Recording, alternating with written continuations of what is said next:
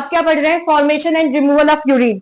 हमने क्या पढ़ा इससे पहले, हमने क्या पढ़ा था, हमने पढ़ा कि यूरिन कैसे बनता है ना, नेफ्रॉन का पूरा स्ट्रक्चर पढ़ा था कि नहीं पढ़ा, तो उसके अंदर बाउमेन कैप्सूल, ग्लोमेरुलस जो भी आता है सब कुछ पढ़ लिया ना। तो अब हम क्या पढ़ने जा रहे हैं कि यूरिन को पहले कैसे बनाते हैं और यूरिन का फिर बॉडी के बाहर उसका जो रिमूवल है वो कैसे करते हैं, ये दोनों चीजें हमें साथ में पढ़नी है। तो यूरिन इस पूरे स्टेप में, किसमें, फॉर्मेशन और रिमूवल में, ये तीन काम आते हैं, ये तीन स्टेप काम आते हैं। पहला क्या है, अल्ट्राफिल्ट्रेशन, दूसरा रीअब्जॉर्प्शन, तीसरा क्या है, ट्यूब्यूलर सीक्रेशन। अल्ट्राफिल्ट्रेशन, अल्ट्रा मतलब बहुत ज्यादा, फिल्ट्रेशन मतलब फिल्टर करना, फिल्टर मतलब क्या होगा, छानना। तो बहुत ज्यादा ही तुमने छान दिया, किसको छानोगे, ब्लड को ही तो छानोगे ना, ब्लड ही तो आ रहा है किडनी के पास, हाँ है ना, जब ब्लड किडनी के पास आ रहा है तो छानोगे किसको, किडनी को ही तो छानोगे। समझ में आया कि नहीं। और कहाँ छनता है, ग्लोमेरुलस के पास छनता है, पता है ना, ग्लोमेरुलस के अंदर बहुत ज्यादा हाई प्रेशर में ब्लड आता है, पता है कि नहीं पता, और वहां पे छन जाता है, मतलब उसको छान लेते हैं हम। समझ में आया, किसको छानते हैं, ब्लड को छानते हैं। दूसरा क्या लिखा है, रीअब्जॉर्प्शन, अब्जॉर्प्शन मतलब सोखना, और री मतलब दोबारा से, क्योंकि मैंने पहले भी बताया था कि एक बार एब्जॉर्प्शन कहाँ हो गया, स्मॉल इंटेस्टाइन के अंदर हो गया, विलाई ने बहुत ज्यादा अब्जॉर्ब कर लिया था न्यूट्रिएंट्स को, दूसरी बार फिर से न्यूट्रिएंट्स को अब्जॉर्ब करा जा रहा है, ठीक है। तो सेकंड प्रोसेस क्या हो गया, रीअब्जॉर्प्शन। तीसरा लास्ट प्रोसेस क्या है, ट्यूब्यूलर सिक्रीशन। अब ये क्या हम आगे जाके सीखेंगे, ठीक है। तो यहाँ पर टोटल 5 स्टेप्स आएंगे, जिसमें से मैंने अभी यहाँ पे सिर्फ 3 ही स्टेप लिखे हुए हैं, और ये जो 3 स्टेप है वो इन तीनों को दर्शा रहा है। समझ में आया कि नहीं। बाकी के जो 2 है वो हमें किसको शो करेगा, वो रिमूवल ऑफ यूरिन को शो करेगा। समझ में आया। स्टार्टिंग के जो ये 3 स्टेप मैं लिख रही हूँ, ये स्टार्टिंग के 3 स्टेप इन तीनों को शो करेगा, यानी कि जो पहला स्टेप है वो इसको कर रहा है, सेकंड स्टेप इसके बारे में बात कर रहा है, थर्ड स्टेप इसके बारे में बात कर रहा है।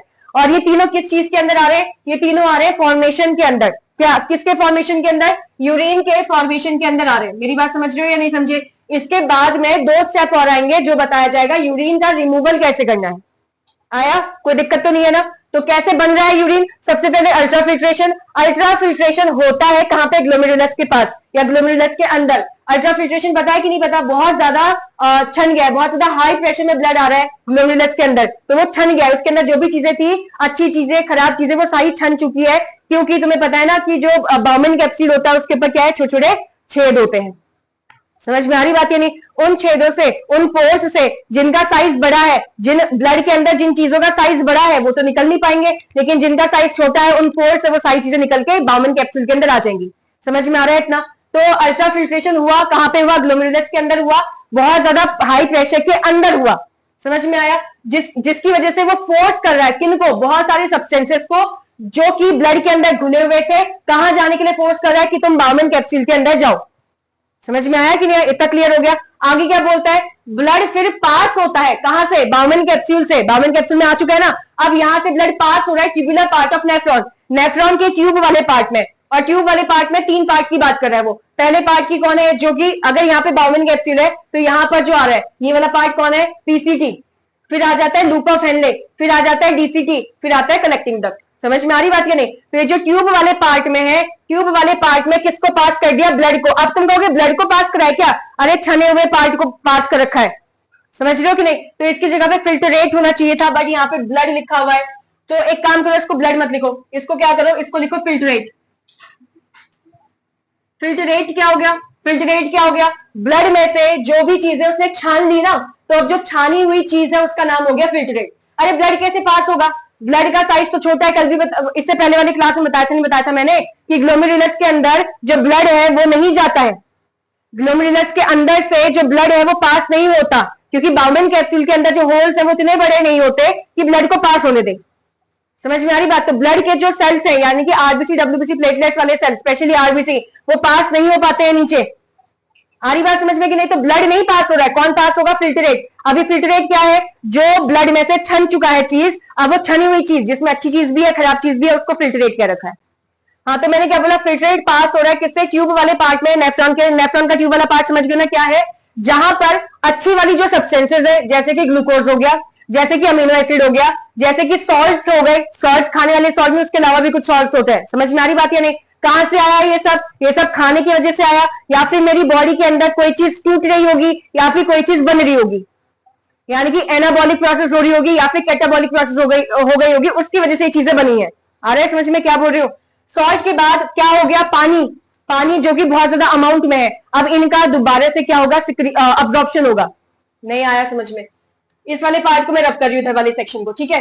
अब यहाँ पे मैं छोटा सा नेफ्रॉन का डायग्राम बना रही हूँ। यहाँ पे हमारे पास क्या था, यहाँ पर था ऐसे बाउमन कैप्सूल, ठीक है, ऐसे मान लो अभी ऐसा लगा बाउमन कैप्सूल। यहाँ पे हमारे पास क्या आ रहा है, पीसीडी आया, ये लूप ऑफ हेनली हो चुका है। फिर यहाँ पर आया डीसीडी, समझ रहे हो कि नहीं। फिर उसके बाद ये आ गया हमारे पास क्या, कलेक्टिंग डक्ट। ये समझ में आया, क्या समझा, क्या बनाया मैंने। अब मैंने तुमसे बोला कि यहाँ पर आया है ग्लोमेरुलस, ऐसी बना रही हूँ सिर्फ अभी समझाने के लिए, ठीक है। तो यहाँ पर क्या है, तुम्हारे पास ग्लोमेरुलस आया, समझ पा रहे हो कि नहीं। अब यहाँ पर से जो चीजें छननी थी वो तो छन के यहाँ पे आ चुकी है, तो यहाँ पर से जो चीजें छन कर आनी थी उन सबका नाम क्या हो गया, उन सबका नाम हो गया फिल्टरेट। आया कि नहीं। अब ये जो फिल्टरेट है वो ये वाले सेक्शन से पास होके जा रहा है, ये पूरे सेक्शन से क्या हो रहा है, पास होके जा रहा है, समझे या नहीं समझे। अब इस फिल्टरेट के अंदर क्या क्या है, इस फिल्टरेट के अंदर क्या क्या है, ग्लूकोज हो गया, अमीनो एसिड हो गया, सॉल्ट हो गया और ज्यादा अमाउंट में पानी हो गया, ये सब कुछ इस फिल्टरेट के अंदर है। क्या मैंने तुम्हें जब इसका डायग्राम बनाया था तो क्या मैंने ये बोला था कि यहाँ पर ही ब्लड वेसल ऐसी लगी पड़ी है इसके चारों तरफ, याद है कि नहीं। वो पूरे पार्ट में ऐसे लगी होंगी ना, चारों तरफ से लगी होंगी कि नहीं होंगी, समझ में आया कि नहीं। अब तुमने अच्छी चीज तो ये फिल्टरेट के अंदर पहुंचा दी सारी, हाँ है ना, सारी अच्छी अच्छी चीजें तो यहाँ पर आ चुकी है बाउमन कैप्सूल के अंदर। अब वो तो यूरिन में निकल गया है, यूरिन के थ्रू निकल गया, फिर तो मेरी बॉडी के अंदर क्या फायदा खा के इतनी सारी अच्छी अच्छी चीजों का, क्योंकि मेरी बॉडी के सेल में तो लग नहीं रहा। तो हुआ क्या कि वापस से ये जो अच्छी अच्छी चीजें यहाँ से जो पास हो रही है, इधर तक का जो आ रही है, ये जो ट्यूबुलर पार्ट में पास हो रही है, इसके चारों तरफ कौन फैला हुआ है, इसके चारों तरफ फैला हुआ है ब्लड का नेटवर्क, यानी कि ब्लड कैपिलरीज बोल दो इसको, समझ पा रहे हो कि नहीं। ये जो नेटवर्क छाया हुआ है अब ये सोखेगा वापस से, ये ब्लड वापस से सोख रहा है, ये जो नेटवर्क है जो कैपिलरीज छाई हुई है वो वापस से सोख रहा है। किसको सोख रहा है, अरे यही तो जो लिखा हुआ था, क्या लिखा हुआ है, जैसे कि ग्लूकोज हो गया, अमीनो एसिड हो गया, सॉल्ट हो गया, ज्यादा अमाउंट में जो पानी वहां पहुंच चुका है, अगर उसकी जरूरत पड़ रही है तो ये सारी चीजों को वापस से सोख लिया जाएगा। किससे सोखा, किससे सोखा, ट्यूब वाले पार्ट से सोखा। किसने सोखा, ब्लड की कैपिलरीज ने सोख लिया वापस से। आया नहीं आया, ठीक है। सेकंड प्रोसेस, यहाँ पे 3 स्टेप लिखे थे। पहला स्टेप क्या लिखवा रखा है, अल्ट्रा फिल्ट्रेशन, तो ये अल्ट्रा फिल्ट्रेशन मतलब बहुत ज्यादा फिल्टर कर दिया। सेकंड स्टेप क्या था, रीअब्जॉर्प्शन, अब दोबारा से जो फिल्टर कर दिया जिसमें अच्छी अच्छी चीजें उसको दोबारा से क्या करेगा, अब्जॉर्ब करेगा। तो वही तो था कि जो फिल्ट्रेट पास हो रखा है ट्यूबुलर पार्ट के अंदर, नेफ्रॉन के ट्यूबुलर पार्ट के अंदर, जिसके अंदर बहुत अच्छी अच्छी चीजें हैं जैसे कि ग्लूकोज, अमीनो एसिड, सॉल्ट और बहुत ज्यादा अमाउंट में पानी भी है, उसको सिलेक्ट कर करके चुन चुन के वापिस से रीअब्जॉर्ब किया जाता है। आया समझ में, उनको वापस से चुन चुन कर क्या किया जाता है, रीअब्जॉर्ब, यानी कि दोबारा से सोखा जाता है। कौन सोख रहा है इसको, ये जो ब्लड कैपिलरीज इसके चारों तरफ लगी हुई है, समझे। और कहां से सोखा जा रहा है, ट्यूब वाले पार्ट से सोखा जा रहा है, बाउमन कैप्सूल से नहीं सोखा जा रहा। आया नहीं आया, क्लियर हो गया। ये हो गया कौन सा पार्ट, अब्जॉर्प्शन वाला, रीअब्जॉर्प्शन वाला। तीसरा पार्ट क्या था, ट्यूबुलर सिक्रीशन, ट्यूबुलर सिक्रीशन, ठीक है ना। ट्यूब और सिक्रीशन वर्ड ऐसा कुछ है, कुछ नाइट्रोजनस वेस्ट और कुछ अदर ऐसे सब्सटेंसेस जो हमको नहीं चाहिए हैं, जैसे कि क्या, कुछ ऐसे सॉल्ट जो आपस में चिपक जाएंगे तो किडनी स्टोन बना सकते कि नहीं बना सकते। कुछ सॉल्ट ऐसे होते हैं जो अगर आपस में चिपक गए तो मेरी बॉडी के लिए हार्मफुल है कि नहीं है, वो स्टोन बना देंगे, ठीक है। तो कुछ, मैंने क्या बोला, कुछ हमारे नाइट्रोजनस वेस्ट और कुछ अनवांटेड सब्सटेंसेस भी मान लेते हैं इनके साथ वापस से रीअब्जॉर्ब हो गया। जब तुम अच्छी अच्छी चीजों को सोख रहे थे तो उसको, अरे दिमाग थोड़ी है उसके पास कि यार ये अच्छी चीज है तो उसको सोख लिया जाएगा, डिफ्यूजन होगा ना या ऑस्मोसिस होगा ना, सिंपल। और वो कैसे होता है, जिसका अमाउंट ज्यादा होगा जिस तरफ, वहां से कम की तरफ मूव हो जाएगा। तो अगर अच्छी चीजें सारी यहां पर है ये ट्यूब वाले पार्ट में, और ये जो इसका कौन सा पार्ट है, कैपिलरीज वाला पार्ट है, कैपिलरीज वाले पार्ट में अच्छी चीजें कम है, तो सिंपल सिंपल डिफ्यूजन है, सिंपल सिंपल ऑस्मोसिस हो गया कि नहीं हो गया। मेरी बात समझे, आंख नाक मुंह थोड़ी है उसके पास कि अच्छी चीजों को सिलेक्ट करना है। आया या नहीं आया। तो अब उसमें एक ऐसा भी हो सकता है कि नाइट्रोजन वेस्ट भी उसने सिलेक्ट कर दिया हो वापस से, जो नाइट्रोजन वाला वेस्ट उसने यहाँ पे फेंका था इस फिल्ट्रेट के अंदर, ऐसा भी तो हो सकता है कुछ नाइट्रोजनस वेस्ट भी वापस सिलेक्ट करके रीअब्सॉर्ब करके वापस अंदर लेके चलेगी अपनी बॉडी के अंदर।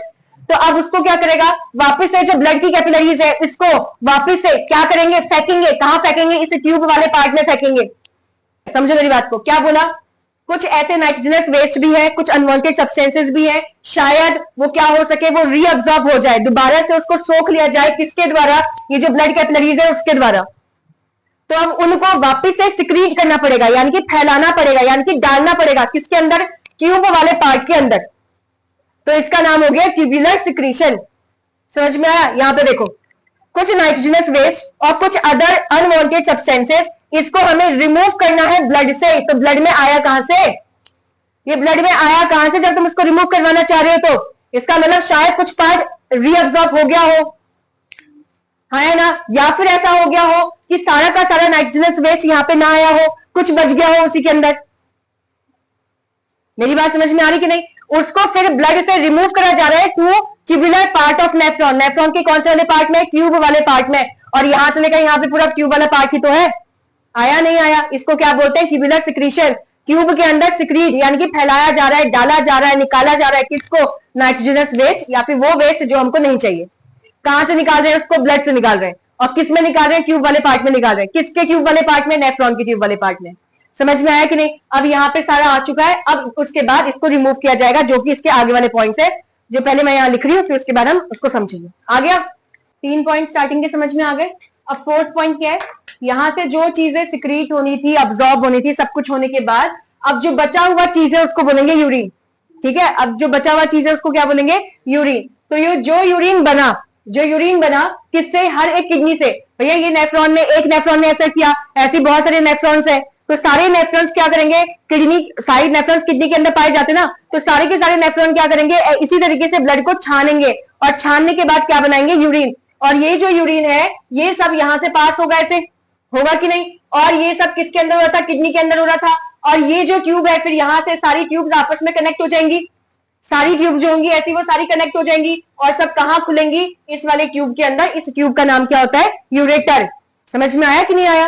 तो यहाँ पे क्या बोला? जो यूरिन बना है हर एक किडनी के अंदर वो कहां एंटर करता है? एक लंबे से ट्यूब के अंदर जिसका नाम है यूरेटर। ठीक है? जो किसको कनेक्ट करता है? ये यूरेटर जो किसको कनेक्ट करता है? किडनी को कनेक्ट करता है। किसके साथ? किसके साथ? यहां पर कौन लगा होता है? Urinary bladder. आ रहा है समझ में कि नहीं? तो ये जो यूरेटर है वो किडनी को और यूरिनरी ब्लैडर को क्या करके रखा है? कनेक्ट करके रखा हुआ है। समझ में आ गया? आगे क्या लिखा हुआ है? अब यूरिन को जो है स्टोर किया जाता है इस यूरिनरी ब्लैडर के अंदर कुछ टाइम के लिए, जब तक कि ये क्या ना करे, अर्ज का मतलब क्या होता है? कि हमारे अंदर ये फीलिंग ना डेवलप करवा दे कि भाई अब मुझे क्या है, ये पास करना पड़ेगा यूरिन अपनी बॉडी से। समझे कि नहीं? अर्ज का मतलब क्या है? कि हमारे अंदर वो फीलिंग डेवलप करवाना कि अब मुझे क्या करना है? यूरिन को पास करना है बॉडी से। तब तक का इसको बॉडी के अंदर मतलब कहां पे? यूरिनरी ब्लैडर के अंदर स्टोर करके रखेंगे, जब तक कि वो फीलिंग डेवलप ना करवा दे। और जैसे फीलिंग मतलब वो सीधे सिग्नल भेजेगा हमारे ब्रेन को, सिग्नल भेजेगा कि भाई टैंकी फुल होने वाली है, खत्म करो इसको, खाली करो। समझ में आ रही बात? ये क्या करेगा? हमारे अंदर एक फीलिंग डेवलप करेगा कि अब जो है लेवल भर चुका है और इस यूरिन को क्या करना पड़ेगा? बॉडी के बाहर फेंकना पड़ेगा। और फिर वो कहां से पास करेगा? उसको यूरेथ्रा के थ्रू बॉडी के बाहर यूरिन को पास करेगा। आया समझ में कि नहीं आया? पूरा ह्यूमन एक्सक्रीटरी सिस्टम खत्म हो चुका है। तुम्हें समझ में आ गया है?